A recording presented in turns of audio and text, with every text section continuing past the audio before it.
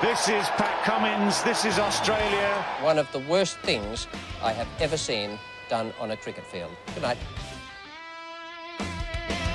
Hello everyone, welcome to the Unplayable Podcast, coming to you live from Great Barrier Reef Arena here in Mackay, ahead of the second test match between Australia and Bangladesh. Playing on the line, my name is Josh Schonafinger. Louis Cameron's here. How are you going, Lou? I'm good, Josh. How are you? Very well, thank you. I wanted to just start by thanking our listeners. You wanted to start with a scripted intro, and you told me to be ready for that, so I just wanted to throw you off. Well, I know that sounded weird, you've sorry. got to get your obligations out, and just wanted to thank, we asked for some April reviews in the first test match, and we've had some great ones coming in from NK. You wanted to keep me interested before you launched into the reviews. Exactly. Okay, cool. I'm interested now. I'm invested in this podcast. I hope people who are listening are also still invested. I hope so too. But yes, I just wanted to give a shout out to NK177 and Jellyboy12 for their wonderful reviews on Apple Podcasts. So if you wanted to get in touch with the show, you can also do that by getting onto Apple Podcasts and checking it out. Definitely my favourite of the NKs. The first 176, they were a bit overrated. What did he say? Or she? Just had some very positive feedback. I don't want to get too self-aggrandizing here, but some he very got around nice you, stuff. did you? He did. Yeah. Well, and you. Yeah. Oh, nice. Okay, so you better check out those podcasts. And Jellybean67, what did they say? Jellyboy wanted some tips on how to bowl fast bowling. But you don't like. We've already covered that. Yeah, I mean, you're listening to the wrong podcast. If you want to get better at cricket, we are here to critique those who are already good at cricket. Yeah, that's right. People who are already better than you, and that you'd just never be as good at cricket as. I suppose so. Yeah, unless that's one of the members of the Australian cricket team. Well, it could be. Yeah. Could be. We better get to the Australian cricket team because they have made a big change this week. After their loss by 9 wickets to Bangladesh in Darwin, they have decided to drop Jake Weatherald. He's out of the 13-player squad. And in comes Matt Renshaw. 14 tests he's played. He hasn't played since 2023, but some strong form for Queensland last season brings him right back up to the top. And unfortunately, after a loss like that, it feels like the change that Australia had to have. It felt like they needed to make a change for sure. Whether it was the right one, people are going to ask some questions. I was really surprised by it, really surprised. I thought that given the scope of the technique changes he'd kind of made, that he'd been encouraged to make by this Aussie team, or at least endorsed by, he wouldn't have been changing these things without their endorsement. I thought they'd give him another test. Yeah. You can argue both sides of it, like 6 tests into a career is longer than I believe Sam Constas got. He played the 2... He might have got about the same, might have played 5, those 2 at the back end of the Ashes summer and then 3 in the Caribbean.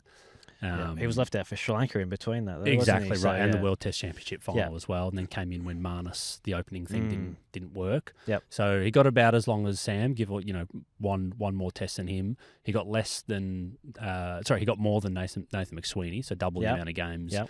And performed better than those 2. Like I think, Constas had 3 poor tests in the West Indies. McSweeney didn't really ever get going in an unfamiliar position. So there was enough there to be encouraged. And then they pulled the trigger on him early. Like, people, I think, if anything, it actually heightens the pressure on a few other guys who have either been underperforming for some time or had a poor test, an outlying test in Darwin, and are older, just in that bracket where we're not waiting, but we just know that athletes around that age slow down. So, there was a lot. It was a small change, but it also was a really big one. Yeah, and I guess a lot of listeners will be wondering: is it as simple as a straight swap?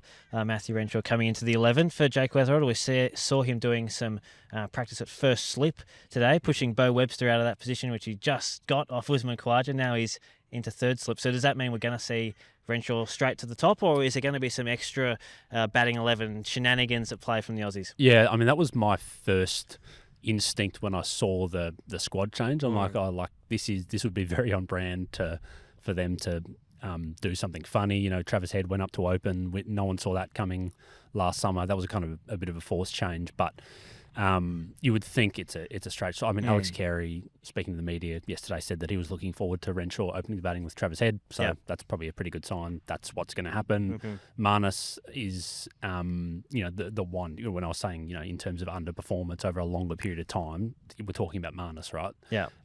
He has been preparing as if he's playing. I'd be surprised if they made a move there, like at training today. Inglis would be the only other one who could come in for him. He batted kind of at the end of the session. Look, they have done things like that before where, we read too much into training and then they pull the trigger. It would surprise me. Like Marnus had a really, really long hit today and stayed back longer than any of the others.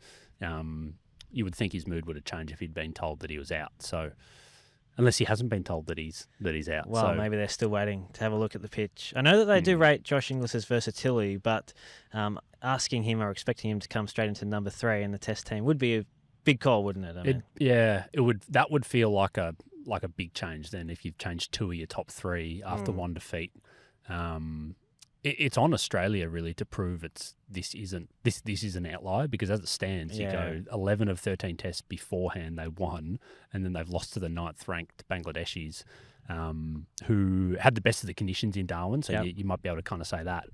But a loss here in Mackay, that would there'd be no excuses there. So one test defeat to Bangladesh acceptable, not acceptable, but in the realm of people can hack it. A second one would be disastrous. It would be. Okay, that's a great little setup there, Lou. Matthew Renshaw, let's just touch on him. 14 tests so far in his career, an average of 29.3. It just turned 30 as well. And as I said, he came back in 2023, but that was in a middle order role, wasn't it, ahead of that India series. I feel like that time didn't really feel like that spot was his. This time it feels like, to me, the selectors are saying, okay, now it's yours. Take it with both hands and see what you can do. Is that a really strange career? Kind of writing a piece on him yesterday, it was instructive to kind of remember what that was like. Yes, the kind of 20-year-old who burst onto the scene way back in 2016 was this fresh-faced young opener. He was going to be the future. He came in with the team with Nick Maddinson and Peter Hanscom, and by the end of that year, they were all out of the team. Maybe Hanscom lasted a bit into that 17-18 Ashes, but Renshaw had lost his spot 12 months after, or maybe even 9 months after that 100 at the SCG. And then he went into the middle order. He lost his Queensland spot. He kind of came back in for one test after the Cape Town debacle, the middle order thing in India, as you mentioned. He's since come into the white ball frame. He's dominated the One Day Cup and then had some really encouraging and then also maybe some discouraging ODI performances. I think people have kind of put the narrative of the ODI thing and, being this upward trajectory over the last little bit. Well, he made, in Bangladesh earlier this year, and Pakistan, I think it was 4-2-0-0 in 4 consecutive innings. It's a tough run. Yeah, it's a tough run. And so it hasn't been linear, but then at the end of that tour, he made 89 not out. And I think he finished as one of their leading wicket takers over the course of the games. As one of their best bowlers. So a really strange tour that kind of encapsulates a really up and down kind of career. Let's see if this is the kind of second or third or fourth coming of him that can really deliver something for Australia. He's had a bat in the nets the last couple of days here. Always an energetic trainer, you'd say. He's got that bright green lid on, and I think he's just wrapped. His lid was... It's extra shiny, isn't it? I'm not is sure that a different brand of helmet? Maybe it's the DSC, because he's recently changed bat sponsors, I believe. So maybe that's how they make their helmets. But yeah, it's extra shiny. I'm sure the viewers will notice that when they see him walk out there in the test match. Let's have a look at what else happened in the nets today. Bo Webster and Marnus Labuschagne had a long battle, both with bat and ball. I guess they both do a little bit of both now, if you say that Marnus is, it's Conda Marnus. Medium pace all-rounder. But on the final ball of Bo Webster's session, Labuschagne actually knocked over his off stump, and there were a few giggles and laughs all around from his teammates. Cameron Green just gave him a shake of the head to say, sorry, mate, like no one should have to go through that sort of thing. So that was interesting. All the bowlers were there. They had a quick bowl. Not all of them bowled to batters, though. Only Boland and Lyon bowled to batters. And Lyon actually had a long chat to Kumar Damasina, who is going to be umpiring in this test match.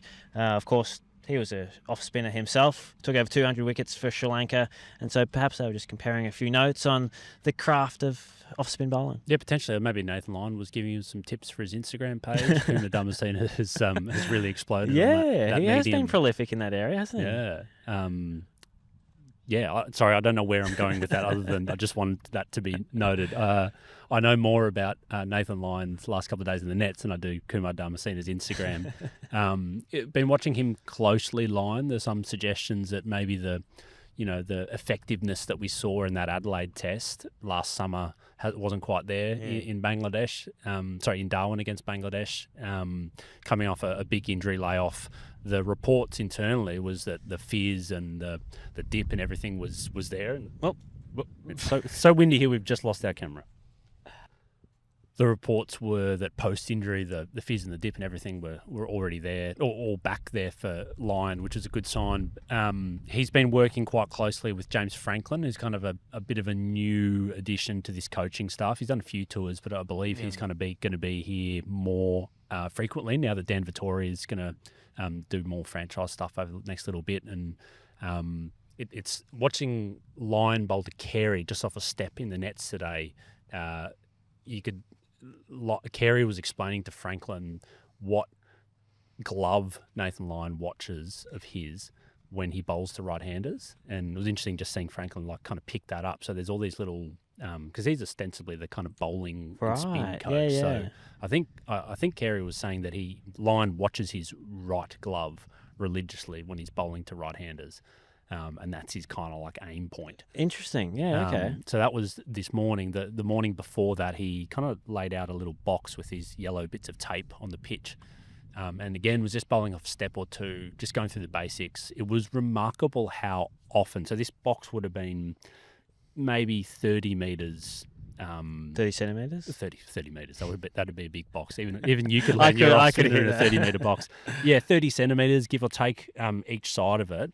So they must have run out of handkerchiefs for him to bowl that bigger. But he landed so many balls in that little thing. It was just like a little thing that if old mate's listening and wants advice on how to become a better cricketer, if you can hit the 30 centimetre box as much as Nathan Lyon, you're going to be pretty good. So it was interesting that he's just working on these basic technical things. Well, it's funny you say that because I mentioned today that Stark, Hazelwood and Cummins only bowled to an empty net, but they had cones placed on a good length. And again, taking it right back to basics, I was impressed because I know that they're professional cricketers and all that, but you would expect Cummins and Hazelwood to be the most accurate. It was actually Stark who hit the cones the most out of the three. And were they bowling off a full run? They were, off their full run. So interesting stuff. It's often the really little things that you look back. I remember one of our colleagues around the player content capture day was stunned at how good these guys were at a chipping challenge. Oh yeah. And you just kind of forget that you're working with the athletes who have the best hand-eye coordination in the country. So it's not that surprising they pick up another ball stick sport and they're really good at it. It's often the littler things rather than the big things that kind of illustrate that. So yeah, with Lyon, some really basic technical kind of stuff going on. Marnus, similar long hits. You can tell it's a team that kind of have been a bit rattled by what happened in Darwin, and they're desperately, looking for redemption, I suppose. Yeah, I mean, when you look back at that Border Gavaskar trophy that was down under a couple of years ago, they lost that first test in Perth comprehensively, and, the outside noise was, there needs to be change and all these sorts of things, but they came back and, responded really well in that series, didn't they? So I think they feel like one loss is not a time to panic, and they'll back their processes to get them back on the winning list. It's an interesting one to bring up, and it's been talked about a little bit in the last week, right? This team's performance after long breaks. I mean, you're nitpicking, right? But there was the Ashes game against England last year that, England could have easily won it had they played some in Perth, some smarter cricket, and then Travis Head has single-handedly won that game for Australia. The Perth game the previous year against India, where they were outplayed, and then I've heard others even bring up the World Test Championship final in last year, 2025. Yep. The loss to South Africa. Had a bit of a layoff there, guys coming off IPL, and then they played really good cricket in the Caribbean on the back of that. Yeah. Yeah, I mean, it is nitpicking. The thing with those is they were all the start of longer test campaigns. In Australia, there was 5 test campaigns against India and England, a 4-test campaign, if you want to call it that, WTC final plus Caribbean. Here they've got 2 tests, and I know they've got South Africa on the back of that, but there's about a 6-week break between the second test here in Mackay and the first test in Darwin. So there's no time. Like, if we get a washout here, I think there's some small chance of rain, or if it's a really flat wicket here, and there's a draw, Bangladesh win the series. Like, you can't, it's a luxury that Australia have had. They play these longer series. Even 3-test series is long now, right? That they get to warm into it. So they don't have that luxury, and they've been, rightly pulled up for it. Yeah, okay. Bangladesh, well, they pulled off perhaps the greatest test victory in their history. And they come here to Mackay. We've just seen them run around in the field, very energetic and full of competitive spirit as well. There were quite a few games that they had where they were throwing at the stumps, and every time the ball hit the stumps, one team cheered and the other, hands on head sorts of things. They get their left arm quick, Shoreful Islam, back. He's available after dealing with a side strain, I believe. Mm-hmm. Whether or not he gets picked is another question here, because it's very hard to change that team that comprehensively beat Australia over 11 sessions in Darwin. Just watching him in the nets, he's literally bowling as we speak. You can see him over your left shoulder, Josh. I watched him bowl a couple of balls to Mominal Huck, I think it was. I'm picking him. Oh, really? I'm picking him like on the evidence of 2 balls. I'm like, oh, right, this bloke's a proper bowler. Okay, there you go. I might argue he's better than all 3 of the bowlers they picked in that first test. So if he's fit for me, he's in. He is a proper 130 plus, 135 plus left arm, tall for these a really short Bangladesh team. He's a tall bowler. He's 100% in. You can actually, he's literally bowling as we speak, and bowling some good gas. So, okay. I mean, Eberdot would probably be the one. He was a little bit way with that second innings and didn't get much of the ball when the game was on the line. That's often a bit of a tell. Like, who do you turn to when the game's really in the nut crunch time? And I think Shanto kind of didn't really trust him in that moment. The other option would be to go 4 quicks, keep Eberdot Hussain, who bowled quite well in that first dig, got a couple of important wickets, and maybe get rid of Tajul Islam and go 4 quicks and Mehedi, who was the more effective spinner in Darwin. Definitely, yeah. I think Tajul's a really experienced operator. I'd be inclined, especially here in Mackay, that the ball does, the pitch does take a bit of spin towards the end of the game. The caveat there is, A, there hasn't been a whole lot of first-class cricket, and B, the first-class cricket we have had here has normally been in that October-November kind of period. The weather's a lot cooler here. I think that kind of caught us a little bit by surprise. So whether it would break up quite as much as it does then, that's all for Bangladesh to decide, I suppose. Yeah, I've seen the suggestion that they might leave Tajul out, and he wasn't super effective in Darwin, you have to say. I think just the 1 wicket of Labuschagne in that second innings. But yeah, as you say, he's got so much experience, and they like going to him to potentially hold up an end, although Mehedi Hassan was much more successful at that in the first test, wasn't he? But it's Tajul's first test here in Australia as well, so like all of them, even though he's got nearly 300 test wickets under his belt, he's still probably adjusting to the conditions. Yeah, I mean, the fear into that first test, unfounded as it was that, the small spinners in Australia get eaten up by this country, and the extra bounce is the kind of thing that you need. They didn't get eaten up by any measure, and Mehedi, on the contrary, bowled his team to victory. So I fear that Mackay, being a more normal cricket ground, inverted commas on normal, natural pitch, you'll probably get a bit more of that carry and bounce. That should play into Australia's favour. That should be conditions that Australia know and have been dominant in over the last little bit, to the point where if it is a mid-August pitch as opposed to a November pitch that might crack up, maybe it's a bit more seam movement. Do you need Nathan Lyon? I mean, that'll be, I think, a question that they'll be asking. They've shown that they're willing to drop him. It has always been pink ball games. There's always been a little asterisk when they've done it. Yep. Does Scott Boland give you more than Nathan Lyon?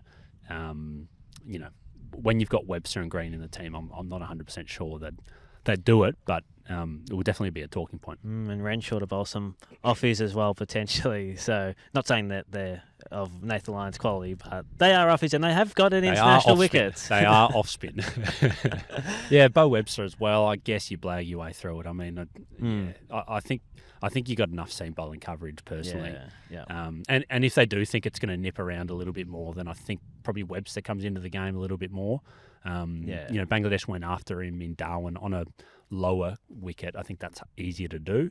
And I still have high hopes for Green's improvement as a bowler. I thought he was poor in Darwin with the ball. He's got so much potential with the ball. It's a hill that I would not die on, that Cameron Green can be an extremely effective test bowler. Okay, there you go. The last Sheffield Shield match here, which was 2 seasons ago, Mitch Swepson's fifer in the final innings. So, yep, has taken spin, but we were also expecting it to take a little bit of pace as well. This has been the Unplayable Podcast here in Mackay. Join us for the Day 1 recap after Saturday's play. We'll be right here wherever you like to get your podcasts.